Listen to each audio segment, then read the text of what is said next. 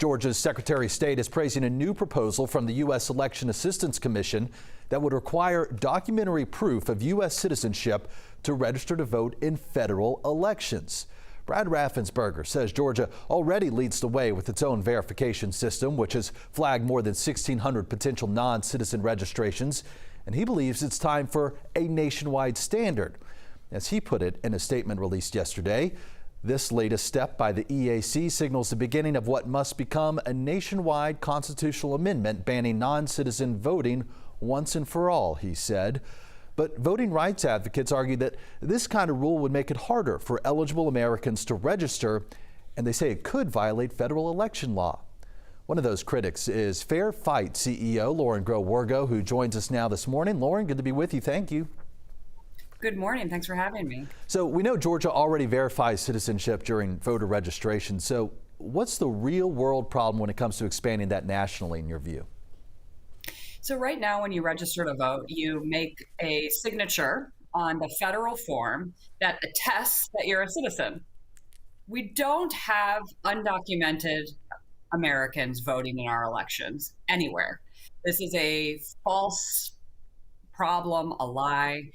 And so the way I think about this approach here that unfortunately our Secretary of State has signed on to is there's a national push by Friends of Trump to basically tell American citizens and voters, you've got to show your papers to register. So that means the new federal voter registration form that's being contemplated would require the showing of a passport, a birth certificate, or other paperwork that millions of Americans don't have. And so right now today in Georgia, there's a state form and a federal form. You can register on either. So what Raffensperger is talking about is nationally, the Elections Assistance Commission, which is a bipartisan commission meant to help election administrators and help make it easier to vote, is contemplating whether to change the requirements on the federal form to require this show your papers citizenship verification. If the EAC goes through with this, do you anticipate any legal fight, or are you going to try to put up a fight at all? I definitely anticipate a larger fight. There's already a fight underway. Just recently, over the past week or so, the comment period, the public comment period on this proposed change nationally closed. There were thousands upon thousands of comments that went in on both sides. And the way the EAC works, it was established in 2002. It's 2 Democrats, 2 Republicans. And they're going to look at this and see what recommendations they can make.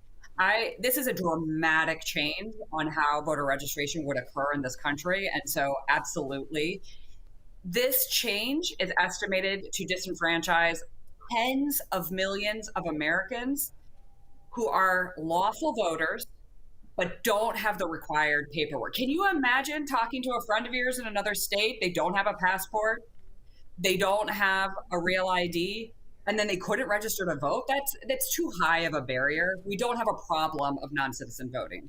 You say you don't have a problem. The Secretary of State, though, says that he flagged 1,600 potential non-citizen registrations. Are you saying that number is false? How do you interpret it? So look, 1,600 out of 8 million registered voters. Is he saying those voters went ahead and voted as well? There are folks who, small numbers of folks, erroneously register. Very few actually go ahead and vote. When you look at the percentage of the problem here, this is a massive change to voter registration that would impact tens of millions of American citizens for a worry about essentially a couple hundred voters in each state. That is not a real problem. That is not a statistical problem.